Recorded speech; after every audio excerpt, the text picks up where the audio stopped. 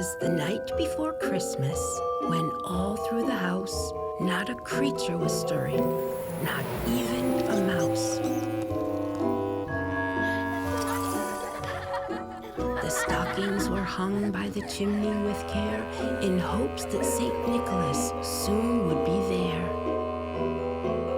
The children were nestled all snug in their beds, while visions of sugar plums danced in their heads. And Mama in her kerchief, and I in my cap, had just settled our brains for a long winter's nap. When out on the lawn there arose such a clatter, I sprang from my bed to see what was the matter. Away to the window I flew like a flash, tore open the shutters and threw up the sash.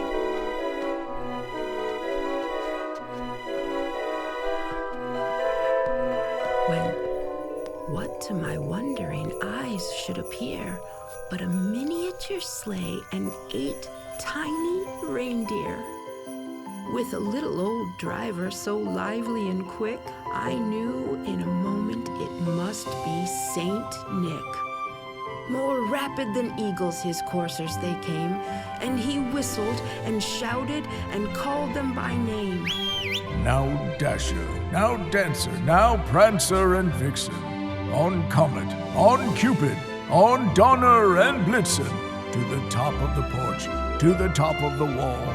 Now dash away, dash away, dash away! As dry leaves that before the wild hurricane fly, when they meet with an obstacle, mount to the sky, so up to the housetop the coursers they flew, with the sleigh full of toys, and St. Nicholas too. And then, in a twinkling, I heard on the roof the prancing and pawing of each little hoof.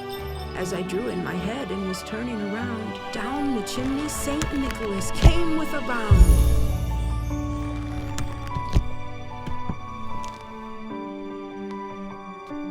He was dressed all in fur, from his head to his foot, and his clothes were all tarnished with ashes and soot.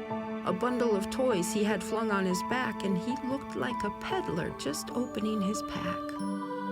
His eyes, how they twinkled, his dimples, how merry. His cheeks were like roses, his nose like a cherry.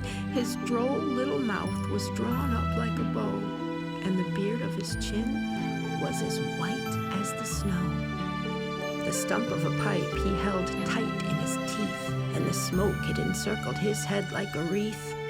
He had a broad face and a little round belly that shook when he laughed like a bowl full of jelly. He was chubby and plump, a right jolly old elf, and I laughed when I saw him in spite of myself. A wink of his eye and a twist of his head soon gave me to know I had nothing to dread. He spoke not a word, but went straight to his work and filled all the stockings, then turned with a jerk, and laying his finger aside of his nose and giving a nod, up the chimney he rose.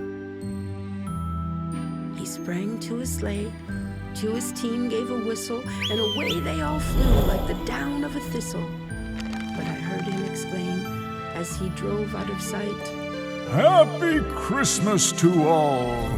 and to all a good night.